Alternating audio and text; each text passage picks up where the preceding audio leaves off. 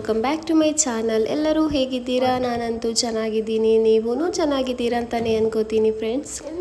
So friends, ಇವತ್ತಿನ blog ಬಂದುಬಿಟ್ಟು ಬೆಳಿಗ್ಗಿಂದನೇ ಸ್ಟಾರ್ಟ್ ಮಾಡಿದ್ದೀನಿ. ಇವತ್ತು ಇವಳದು ನಾಟಕದಿಂದ ಸ್ಟಾರ್ಟ್ ಮಾಡಿದ್ದೀನಿ. ತುಂಬಾ ನಾಟಕ ಮಾಡ್ತಾಯಿದ್ಲು, ಯಾಕೆಂದರೆ ನೈಟ್ ಅವಳು ಹೋಮ್ವರ್ಕ್ ಮಾಡಿಲ್ಲ. ಯಾಕೆ ಮಾಡಿಲ್ಲ ಅಂದರೆ ಮಸೀದಿಲಿ ತಿಂಗಳಿಗೆ ಒಂದ್ಸಲ ರಾತ್ರಿ ಬಂತೇಳಿ ಆಗುತ್ತೆ, ಅದಾಗ್ತಾಯಿತ್ತು. ಸೊ ಅಲ್ಲಿಗೆ ಹೋಗಿದ್ಲವಳು, ಹಾಗಾಗಿ ಹೋಮ್ವರ್ಕ್ ಮಾಡಿದ್ದಿಲ್ಲ. ರಾತ್ರಿ ತುಂಬಾ ಬಂದ ತಕ್ಷಣ ಮಲಗಿಬಿಟ್ಲು. ಅದಕ್ಕೆ ಬೆಳಿಗ್ಗೆ ಎಬ್ಬಿಸುವಾಗ ಎದ್ದೇಳ್ತಾನೆ ಇಲ್ಲ. ಅದಕ್ಕೆ ಬೇಗ ಎಬ್ಸಿದ್ನಲ್ಲ ಅಂತೇಳಿ ಮುಖ ಒಂಥರ ಮೂಡ್ ಆಫ್ ಮಾಡಿದ್ಲು. ನಂತರ ಕರೆಕ್ಟ್ ಆದ್ಲು. ನಿದ್ದೆ ಬಂದಿತ್ತಾ? ಆಮೇಲೆ ಅಷ್ಟು ಬೇಗ ಯಾಕೆ ನಿದ್ದೆ ಬಂದಿದ್ದು? ನೀನು ಎಲ್ಲಿಗೆ ಹೋಗಿದ್ದೆ? ವಾಲಿಗೆ ಯಾಕೆ?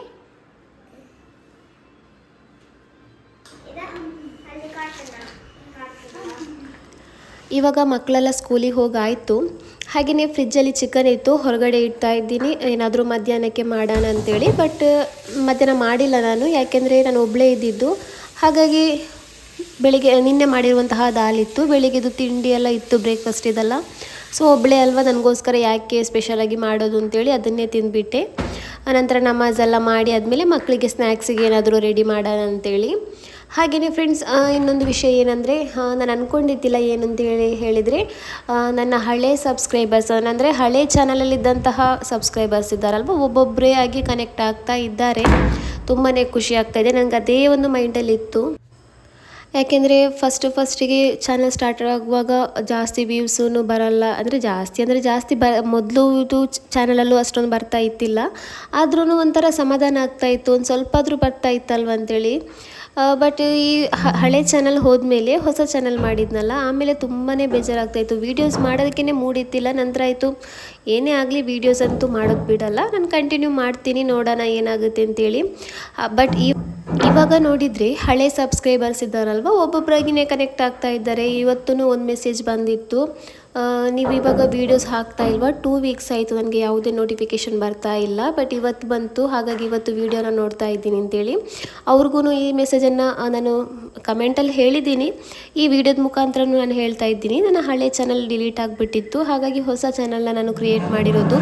ಇವಾಗ ನಿಮ್ಮದು ಸಬ್ಸ್ಕ್ರೈಬ್ ಆಗಿಲ್ಲ, ನೀವು ಸಬ್ಸ್ಕ್ರೈಬ್ ಮಾಡ್ಕೊಳ್ಳಿ ಅಂತಲೂ ಈ ವಿಡಿಯೋ ಮುಖಾಂತರ ನಾನು ನಿಮ್ಮ ಹತ್ರ ಕೇಳ್ತಾ ಇದ್ದೀನಿ. ಹಾಗೆಯೇ ಅದೇ ಹೇಳಿದ್ನಲ್ಲ, ಇವತ್ತು ಲಂಚಿಗೆ ದಾಲ್ ಇತ್ತು, ಬೆಳಗ್ಗೆದು ಬ್ರೇಕ್ಫಾಸ್ಟ್ ಎಲ್ಲ ಇತ್ತು. ಸೊ ಅದನ್ನೇ ತಿನ್ನೋಣ ಅಂತೇಳಿ.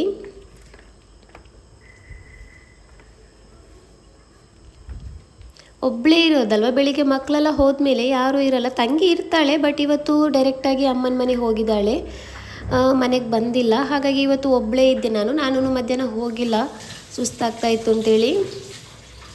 ಹಾಗೆಯೇ ಮಕ್ಕಳು ಸ್ಕೂಲ್ ಬಿಟ್ಟು ಬಂದ ತಕ್ಷಣ ಏನಾದರೂ ಸ್ನ್ಯಾಕ್ಸಿಗೆ ಕೇಳ್ತಾರಲ್ಲ, ನಾನು ಡೈಲಿ ಮಾಡಲ್ಲ, ಯಾವಾಗಾದರೂ ಅಂದರೆ ಮೊದಲು ಜಾಸ್ತಿಯಾಗಿ ಮಾಡ್ತಾಯಿದ್ದೆ. ಆಯಿಲಿ ಫುಡ್, ಫ್ರೈಡ್ ಫುಡ್ ಐಟಮ್ಸ್ಗಳಿದೆಯಲ್ವ, ಜಾಸ್ತಿಯಾಗಿ ಡೈಲಿ ಏನಾದರೂ ಒಂದು ಮಾಡ್ತಾಯಿದ್ದೆ.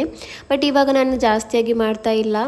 ಅದಕ್ಕೋಸ್ಕರ ಇವತ್ತೇನಾದರೂ ಮಾಡೋಣ ಅಂತೇಳಿ. ಯಾಕಂದರೆ ನಮ್ಮ ಮನೇಲಿ ಎಲ್ಲರಿಗೂ ಫೇವ್ರೇಟ್ ಈ ಆಲೂ ಬೋಂಡ ಹೇಳ್ತಾರಲ್ವ, ಅದಕ್ಕೆ ನಾನು ಚಿಕನ್ ಹಾಕಿನೂ ಮಾಡ್ತೀನಿ, ಹಾಗೆಯೇ ಮೊಟ್ಟೆ ಹಾಕಿನೂ ಮಾಡ್ತೀನಿ. ಬಟ್ ಇವತ್ತು ಚಿಕನ್ ಹಾಕಿಲ್ಲ, ಮೊಟ್ಟೆ ಹಾಕಿ ಮಾಡೋಣ ಅಂತೇಳಿ ಮಾಡ್ತಾಯಿದ್ದೀನಿ. ಮಕ್ಕಳಿಗೂ ತುಂಬ ಇಷ್ಟ ಆಗುತ್ತೆ, ಅದಕ್ಕೋಸ್ಕರ ಅದನ್ನೇ ಇವತ್ತು ಮಾಡೋಣ ಅಂತೇಳಿ. ತುಂಬಾ ಸಿಂಪಲ್ ಆಗಿರುವಂತಹ ರೆಸಿಪಿ ಫ್ರೆಂಡ್ಸ್ ಇದು. ನೀವು ಈವ್ನಿಂಗ್ ಸ್ನ್ಯಾಕ್ಸಿಗೆ ಇದನ್ನು ಟ್ರೈ ಮಾಡ್ಕೊಂಡು ನೋಡಿ, ತುಂಬಾ ಚೆನ್ನಾಗಾಗುತ್ತೆ. ಚಿಕನ್ ಏನು ಬೇಕಾಗಿಲ್ಲ, ಆಲೂಗಡ್ಡೆನೂ ಮೊಟ್ಟೆ ಇದ್ದರೆ ತುಂಬಾ ಟೇಸ್ಟಿಯಾಗಿರುವಂತಹ ಆಲೂಗಡ್ಡೆ ಬೋಂಡನ ನಾವು ರೆಡಿ ಮಾಡ್ಕೋಬೋದು.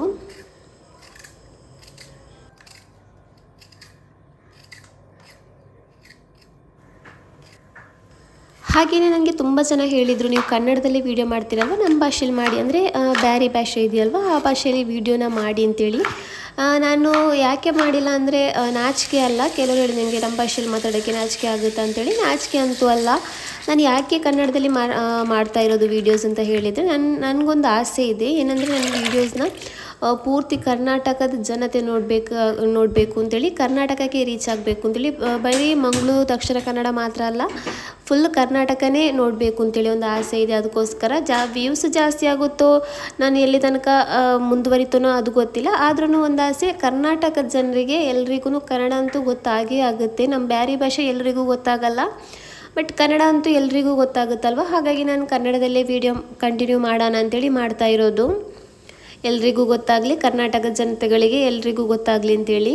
ಹಾಗೆಯೇ ನಾನಿಲ್ಲಿ ಆಲೂಗಡ್ಡೆ ಇದೆಯಲ್ವ ಅದನ್ನು ಬೇಯೋದಕ್ಕೆ ಇಟ್ಟಿದ್ದೀನಿ. ಹಾಗೆಯೇ ಇಲ್ಲಿ ನಾನು ಮೊಟ್ಟೆನೂ ಬೇಯೋದಕ್ಕೆ ಇಟ್ಟಿದ್ದೀನಿ. ನೀವು ಬೇಕಂದರೆ ಕುಕ್ಕರಲ್ಲೂ ಬೇಯಿಸ್ಬೋದು.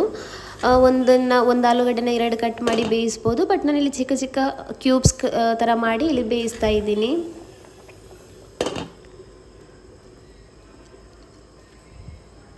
ಇಲ್ಲಿ ಆಲೂಗಡ್ಡೆ ಎಲ್ಲ ಚೆನ್ನಾಗಿ ಬೆಂದಿದೆ. ಇವಾಗ ಅದನ್ನು ನಾನಿಲ್ಲಿ ಚೆನ್ನಾಗಿ ಸ್ಮ್ಯಾಶ್ ಮಾಡ್ತಾ ಇದ್ದೀನಿ.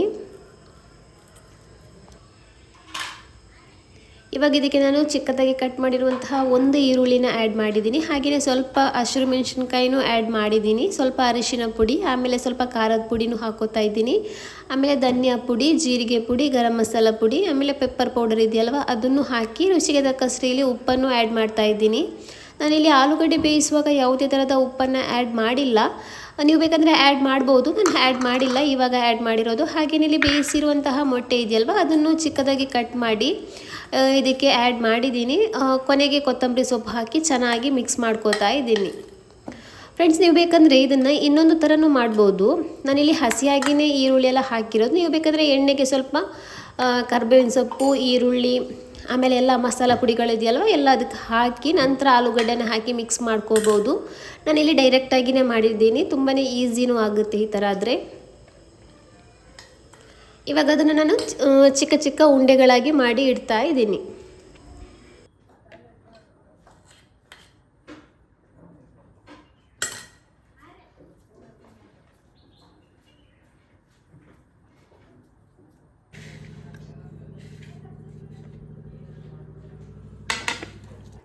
ಇವಾಗ ಉಂಡೆಗಳೆಲ್ಲ ಮಾಡಿ ರೆಡಿ ಮಾಡಿ ಇಟ್ಟಿದ್ದೀನಿ. ಹಾಗೆಯೇ ಇಲ್ಲಿ ನೋಡಿ ಫ್ರೆಂಡ್ಸ್, ಇವಾಗಂತೂ ಗೊತ್ತಿದೆ ಅಲ್ವಾ, ಬೆಳ್ಳುಳ್ಳಿದು ರೇಟ್ ಅಂತೂ ಜಾಸ್ತಿನೇ ಇದೆ.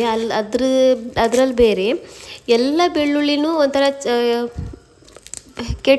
ಕೆಟ್ಟದಿರೋ ಅಂದರೆ ಹಾಳಾಗಿದೆ. ಅಂದರೆ ಒಂಥರ ಸಾಫ್ಟ್ ಆಗಿ ಬರುತ್ತಲ್ಲ, ಒಳಗಡೆ ಏನೂ ಇಲ್ಲ, ಅದರಲ್ಲಿ ಬೀಜ ಬೆಳ್ಳುಳ್ಳಿನೇ ಇಲ್ಲ, ಫುಲ್ಲು ಡ್ರೈ ಆಗಿಬಿಟ್ಟಿದೆ. ಆ ಥರದ ಬೆಳ್ಳುಳ್ಳಿನ ಕೊಟ್ಬಿಟ್ಟಿದ್ದಾರೆ.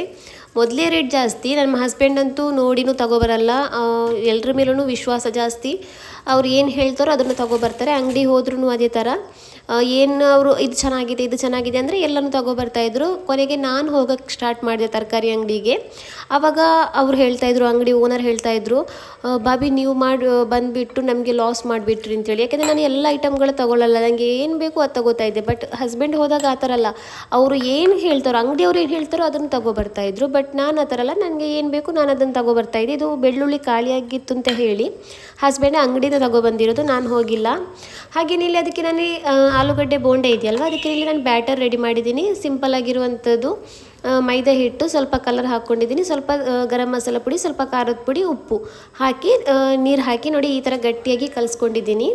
ಇವಾಗ ಇದನ್ನು ನಾನು ಬಿಸಿಯಾಗಿರೋ ಎಣ್ಣೆಗೆ ಹಾಕಿ ಫ್ರೈ ಮಾಡ್ಕೋತಾ ಇದ್ದೀನಿ. ನೋಡಿ ಈ ಥರ ಆಲೂಗಡ್ಡೆನ ತೆಗೆದು ಈ ಬ್ಯಾಟರ್ ಇದೆಯಲ್ಲ ಇದರಲ್ಲಿ ಚೆನ್ನಾಗಿ ಕೋಟ್ ಮಾಡಿ ಈ ಥರ ಬಿಸಿಯಾಗಿರೋ ಎಣ್ಣೆಗೆ ಹಾಕಿ ಫ್ರೈ ಮಾಡ್ಕೋಬೇಕಾಗತ್ತೆ. ಒಂದು ಸೈಡ್ ಫ್ರೈ ಆದ ನಂತರ ಯಾಕೋ ವಾಯ್ಸೇ ಒಂಥರ ಆಗ್ತಾಯಿದೆ, ಗಂಟ್ಲಲ್ಲಿ ಒಂಥರ ಕಫ ಇದಾಗುತ್ತಲ್ವ ಆ ಥರ ಆಗ್ತಾಯಿದೆ ನನಗೆ. ಹಾಗೆಯೇ ನೋಡಿ ಇದು ಒಂದು ಸೈಡ್ ಫ್ರೈ ಆದ ನಂತರ ಏನು ಮಾಡಬೇಕಾದ್ರೆ ಸ್ವಲ್ಪ ಹೊತ್ತಾದಮೇಲೆ ಅದನ್ನು ಟರ್ನ್ ಮಾಡಬೇಕು, ಪಲ್ಟಿ ಮಾಡಬೇಕು. ನಂತರ ಇದನ್ನು ಚೆನ್ನಾಗಿ ಗೋಲ್ಡನ್ ಕಲರ್ ಆದ ನಂತರ ಇದನ್ನು ತೆಗಿಬೇಕು.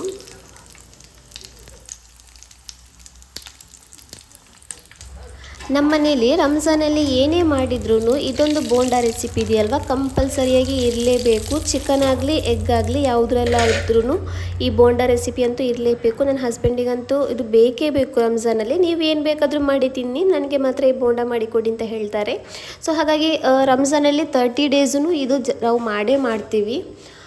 ತುಂಬಾ ಚೆನ್ನಾಗಾಗುತ್ತೆ. ಇದು ಹೊರಗಡೆದು ಬ್ಯಾಟರ್ ಇದೆಯಲ್ವ ಅದನ್ನು ತುಂಬ ದಪ್ಪನೂ ಇಲ್ಲ ತೆಳುವೂ ಇಲ್ಲ, ಕರೆಕ್ಟಾಗಿತ್ತು. ಚಿಕನ್ ಹಾಕಿದ್ರೂ ತುಂಬಾ ಚೆನ್ನಾಗಾಗುತ್ತೆ. ಬಟ್ ನಾನಿವತ್ತು ಚಿಕನ್ ಹಾಕಿಲ್ಲ ಅಂದರೆ ನೈಟಿಗೂ ಚಿಕನ್ ಕರಿನೇ ಮಾಡ್ತಾ ಇದ್ದೀನಲ್ವ ಅಂಥೇಳಿ ಹಾಗಾಗಿ ಬೋಂಡಕ್ಕೆ ಚಿಕನ್ ಹಾಕಿಲ್ಲ, ಎಗ್ ಹಾಕ್ಕೊಂಡಿರೋದು. ಕೆಚಪ್ ಜೊತೆಗೆ ತುಂಬಾ ಚೆನ್ನಾಗಾಗುತ್ತೆ ತಿನ್ನೋದಕ್ಕೆ.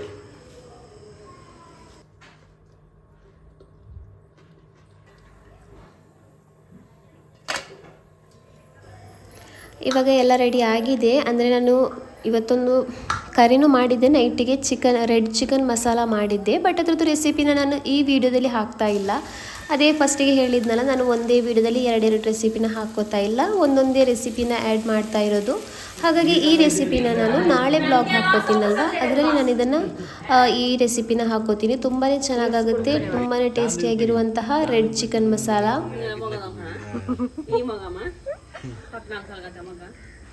ಹಾಗೆಯೇ ಇಲ್ಲಿ ನೋಡಿ ಫ್ರೆಂಡ್ಸ್, ಕೆಳಗಡೆ ಹಾವು ಹೋಗ್ತಾ ಇದೆ. ನಾನಿದು ಫಸ್ಟ್ ಒಂದ್ಸಲ ನೋಡಿದ್ದೆ, ಅಂದರೆ ಇಲ್ಲಿ ಮೊದಲು ರಾಶಿ ಗುಡ್ಡೆ ಥರ ಬಿದ್ದಿತ್ತು. ಆವಾಗನೂ ನಾನು ಒಂದ್ಸಲ ನೋಡಿದ್ದೆ. ಬಟ್ ಇವಾಗ ನೋಡಿ ಎಲ್ಲ ಕ್ಲೀನ್ ಮಾಡಿ ಅಲ್ಲಿ ಕನ್ಸ್ಟ್ರಕ್ಷನ್ ನಡೀತಾ ಇದೆಯಲ್ವ, ಹಾಗಾಗಿ ನೋಡಿ ಅಲ್ಲಿ ಎಷ್ಟು ದೊಡ್ಡ ಹಾವು ಹೋಗ್ತಾ ಇದೆ ಅಂತೇಳಿ ಮಕ್ಕಳೆಲ್ಲ ಅಲ್ಲಿ ಆಟ ಆಡೋಕ್ಕೆ ಹೋಗ್ತಾರೆ. ಹಸ್ಬೆಂಡ್ ಅಂದರು ಇದಕ್ಕೆ ಹಚ್ಚಲ್ಲ ಅಂತ ಹೇಳಿದರು, ಆದ್ರೂ ಒಂಥರ ನೋಡುವಾಗ ಭಯ ಆಗುತ್ತಲ್ವ ಇದನ್ನು. ಅದಕ್ಕೆ ಮಕ್ಳಿಗೆ ತೋರಿಸ್ತಾ ಇದ್ದೆ, ನೋಡಿ ಇಲ್ಲಿ ಹಾವಿದೆ, ಇನ್ನು ಮುಂದೆ ಅಲ್ಲಿ ಆ ಕಡೆ ಎಲ್ಲ ಹೋಗಬೇಡಿ ಅಂತೇಳಿ. ಸೊ ಫ್ರೆಂಡ್ಸ್, ಈ ವಿಡಿಯೋನ ನಾನು ಇಲ್ಲಿಗೆ ಎಂಡ್ ಮಾಡ್ತಾ ಇದ್ದೀನಿ. ನಮ್ಮ ವಿಡಿಯೋ ನಿಮಗೆ ಇಷ್ಟ ಆದರೆ ಪ್ಲೀಸ್ ನಮ್ಮ ಚಾನಲ್ನ ಸಬ್ಸ್ಕ್ರೈಬ್ ಮಾಡಿ. ಹಾಗೆಯೇ ಯಾರಾದರೂ ಹೊಸದಾಗಿ ನಮ್ಮ ವಿಡಿಯೋನ ನೋಡೋದಾದರೆ ಪ್ಲೀಸ್ ಸಬ್ಸ್ಕ್ರೈಬ್ ಮಾಡೋದನ್ನು ಮರಿಬೇಡಿ. Thank you for watching. ಅಜ್ಜು ಅಯ್ಯ ಪೋಂಡೆಲ್ಲ ನೋಕು ಕೊಂಚ ಸ್ನೇಕ್ ನೋಕು ಓದೋಡ ಕಾಂಡ ಬೀಲ ಕಾಂಡ ಅಜ್ಜು ಪೋಂಡೆನಿ ಎಡೆಗು ಶಾಪ ಚೆನ್ನಂಗು ನಂಗೆ ಹತ್ರ ಕೊಂದೆಂಟ ಹೆಂಗು ಇಲ್ಲಿ ನಂಗೆ ಎಣ್ಣೆ ಪೋಯವು ನಂಗೆ ಪಾಂಬುವೇ ಕಾಂಡು ಬೇರೆಂದು ಕಾಂಡ್ಲ ಎಣ್ಣೆ ನೊಕ್ಕಿಂಗು ಸ್ನೇಕ್ ಯೂಟ್ಯೂಬರ್ಸ್